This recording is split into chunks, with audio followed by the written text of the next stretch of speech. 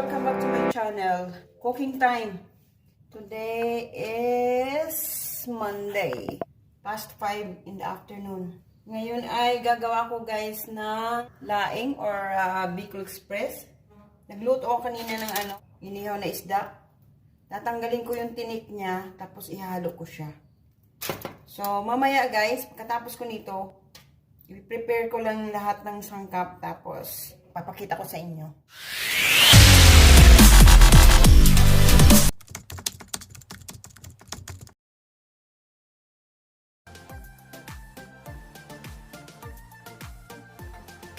Since walang pork dito, ang meron lang ako is a bacon beef, ang aking coconut cream. Ito guys is powder.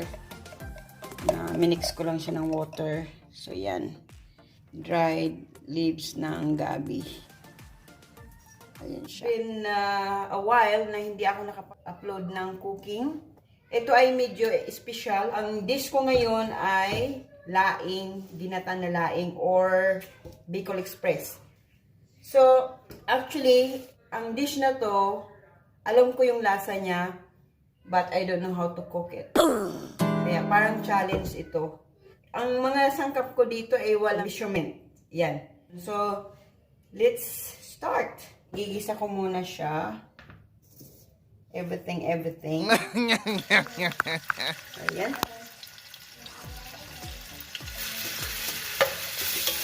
I-brown ko muna itong aking beef bacon. Ginger. Mag-brown siya ng konti.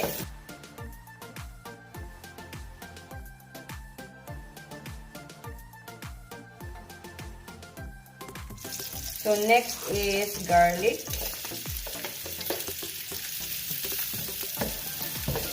So, wala talaga measurement ito, guys. Ito yung luto na basta andyan na lahat, pero walang measurement.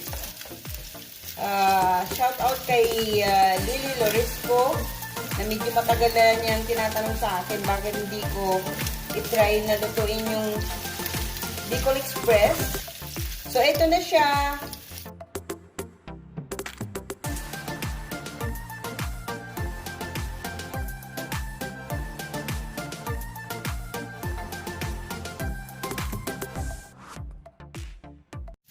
Ayan, ang sarap ng amoy ng bahay ko. Ilalagay ko na yung aking shrimp.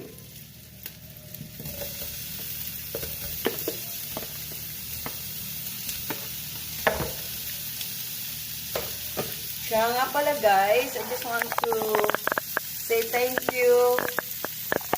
Thank you everyone sa mga nag-subscribe, yung mga old subscribers at saka yung mga new subscribers. Thank you so much. And to all supporters kahit hindi nag-subscribe sa akin, thank you so much. Ayan, tumatawag sabi guys. I-stop ko muna to. Now, ilagay ko na yung aking isda.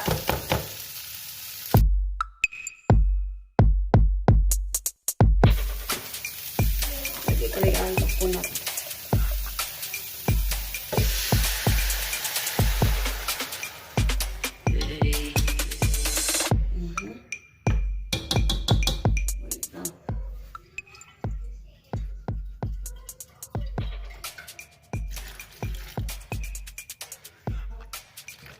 Ayan. Tapos, para hindi mamuo ang gata, habang hindi pa siya kumukulo, continuous lang ang mix. Yan. Slowly mixing. Hanggang sa magkulo. Ang bango ng gata. Smells so good. Ayan. Ilagay ko na yung dahon.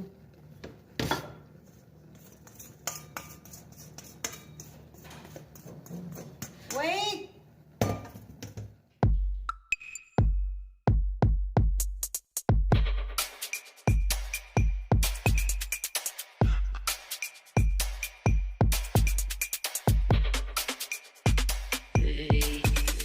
Mag-i-slice na tayo nito.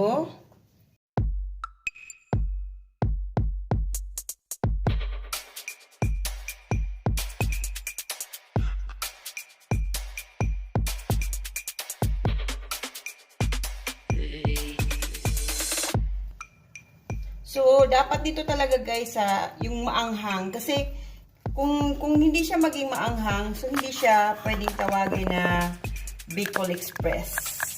Kaya talaga, kung gusto mo talaga ma-achieve yung pagiging Bicol Express yung dish mo, kailangan mo talaga siyang paanghangin. Yun.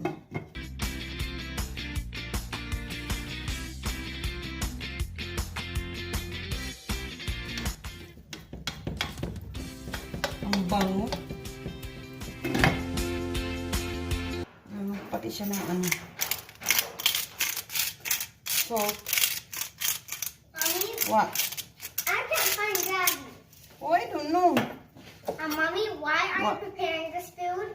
Because I love it.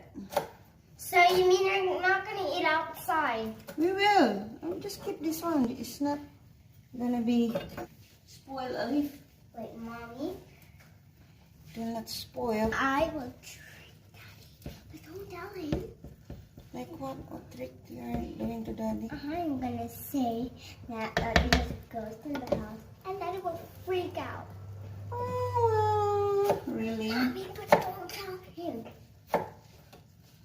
Daddy, there's a ghost here. Yan, inubos ko talaga yung guys. Siguro mga 10 yung maliliit na yun. Yeah. Hey, you are meanie. Diyos ko, ang ingay nyo. Nag-film ako. And guys, talaga namang dinagdagan ko pa ng chili kasi parang hindi ko pa siya nalasahan. So, ewan ko na lang kapag nahalo ko ito mamaya. Pero never talaga na mix-mix, press-press lang. So, ito na siya guys. Luto na ang aking laing. Na siya guys. Look.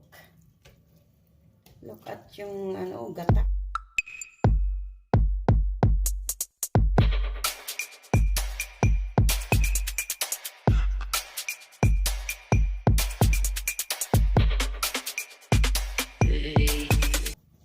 Pwede na siyang ihalo kasi luto na siya eh. Ang bango niya talaga. Amoy pa lang eh. Laing na. Sarap ito sa sa hot rice. Yung kakaluto pa lang. Ew! Nagustuhan siya ng hubby ko actually. So, ayan. Ang dami nito guys. Papamigay ko to sa mga nakikita kong Pilipino dito.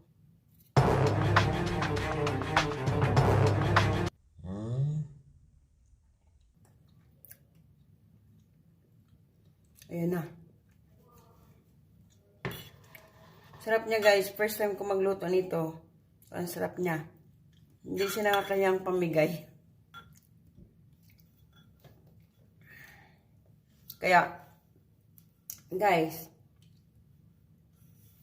I am satisfied. Nabigyan ko ng justice ang aking laing. Bye guys. Good night.